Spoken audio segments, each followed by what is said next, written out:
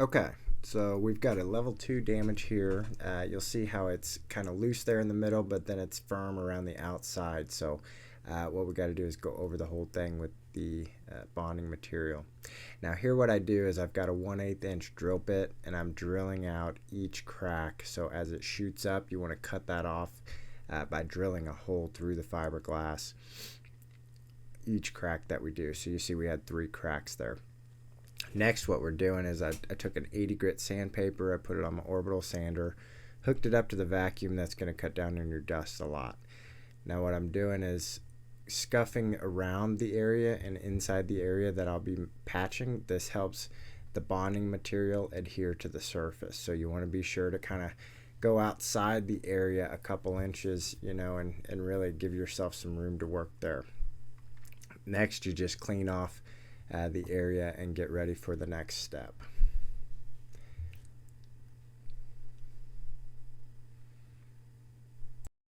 Here we're applying the mesh tape. You want to have a fair amount of overlap. You see how I've got about a 1/4 inch there on the left, a lot more on the right. Then I want to cut that off anywhere that's way outside of that boundary. The closer, you got to have some overlap, but the better you do this and keep it close, the less likely you're going to see that mesh when you're feathering it out. Here we have the short strand fiberglass material with the hardener on top. The hardener's blue here, it might be red, it kind of comes in both colors. As you're going to do this, you want to stir it up, kind of spread that blue around a little bit, and you really just want to achieve one consistent color. So stir it around, spread it out, fold it over.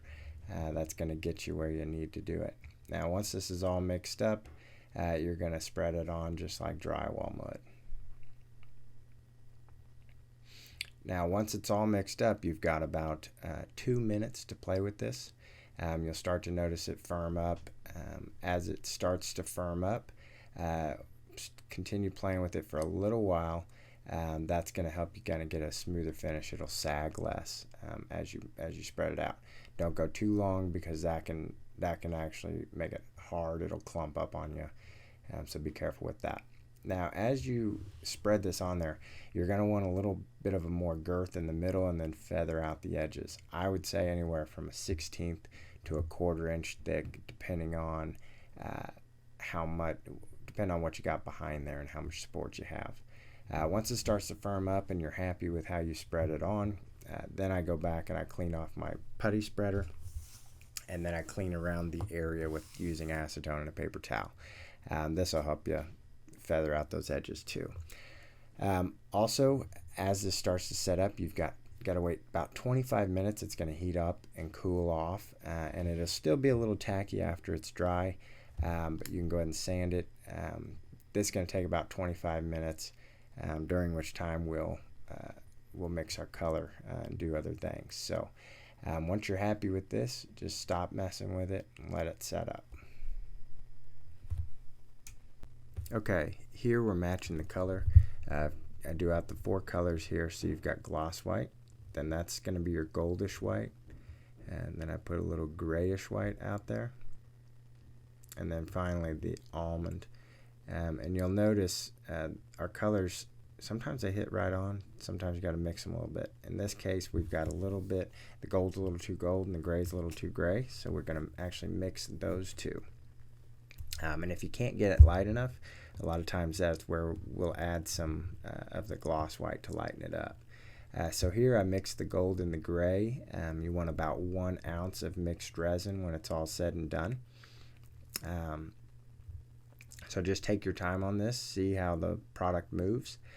If for some reason you can't get it gold enough or gray enough, that's where we've included a gold dye and a black dye. Do be careful with the gold and black dye. It will move the product quite a bit, so sometimes it's good to mix it up in a small amount of product in a separate cup, and then add it like that instead of 1 drop, because 1 drop will move it quite a bit. Here I'm just kind of lightening it up. I think that initial one was a little too dark, so I put a little bit more in to lighten it up. I think I used the gold white here, and it's getting awfully close. I think this one ended up being just a little dark, so I add a little bit more gold white to lighten that up. Just take your time, blow dry it in between swatches for about 15, maybe probably about 20 seconds. It will darken a little as you dry it.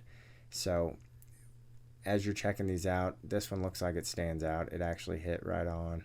The light will be funny with you, but once you spray it on, it won't be like that. So here, I got where I wanted to be, and I'm ready to move on to the next step. Here we're going to be mixing our product. So we disassemble our pre-valve sprayer. And when you add the product, you always want 4 parts of resin, 1 part catalyst, and 2 parts reducer. In this example, I have 1 ounce of resin, then I add 1/4 ounce of catalyst, and then 1/2 ounce of reducer. So you'll see me do that. The catalyst helps the resin set up, and the reducer helps the product dry. Once you have that mixed up, you'll want to stir it, get all the resin off the floor and off the walls, and then you'll be ready to go. Notice I do offer a couple other examples. Sometimes you might need a 1.5 ounce, sometimes you might need a 2 ounce as far as your resin's concerned. In this example, give you an idea, I had plenty. It was 1 ounce of resin, made me plenty of product to finish this job. Here we're going to be sanding our short strand fiberglass material. I use an 80 grit sandpaper on the orbital sander, which we provide the sandpaper for, not the orbital sander. I hook that up to my vacuum. That's going to cut down on the dust a lot. Always wear your respirator whenever you are sanding. That's extremely important.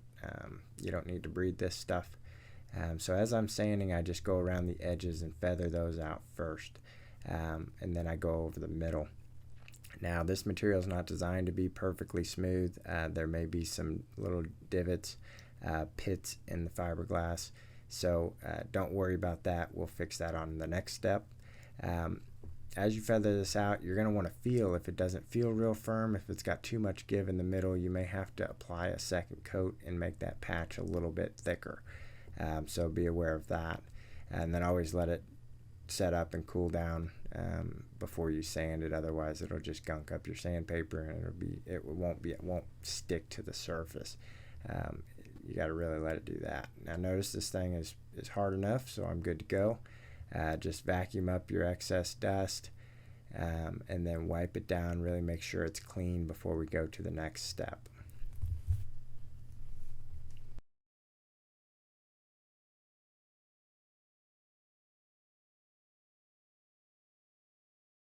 Here we're going to apply our fine putty filler. Notice I don't have much product on there. This is really just to fill in the gaps and help feather out any divots or edges and do that. So the product you'll get will actually be gray. This is reddish. This was a different product we were trying. We don't like it as much as the product we give you. So in other videos you'll see us using the gray stuff. So all you're going to do is spread that on, just like we did the green material. Kind of feather out the edges and then wipe down around just like we did to kind of minimize your sanding. This stuff will sand a lot easier than the short strand fiberglass material. So keep that in mind. We're going to use a finer sandpaper as well. So after you let it set up for about 15 minutes, you want to be sure it feels dry. It's not tacky or sticky or anything like that. This stuff should get dry. Then you're just going to take that 120 grit and sand around the edges, feather it out again. Now, it doesn't matter as much if you get into the short strand fiberglass material underneath. Really, this is meant to fill any divots and really just give you that smooth finish. So a lot of times you can feather out the green enough to where you don't feel it. But same principle, just sand around the outside, feather around the outside, and then go across the middle. Just keep in mind, if you can feel it, you'll be able to see it when you spray it. So be careful with that.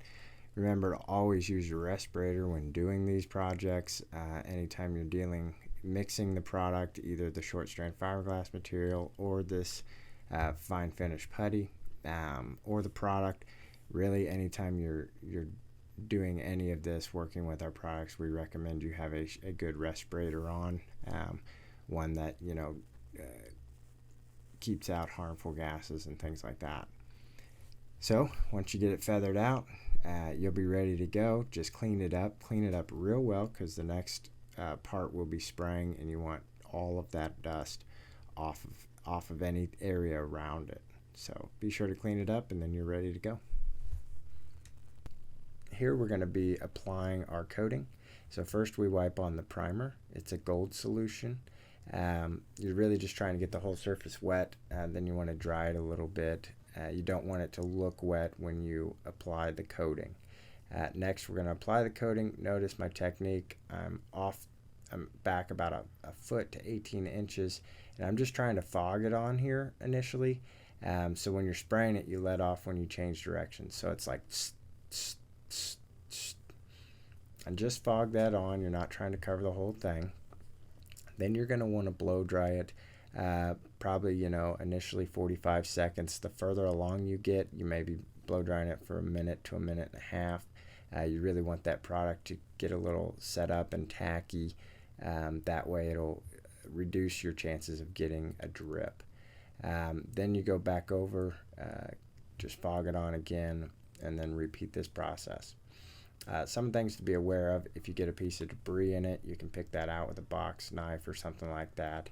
Then you're good to go.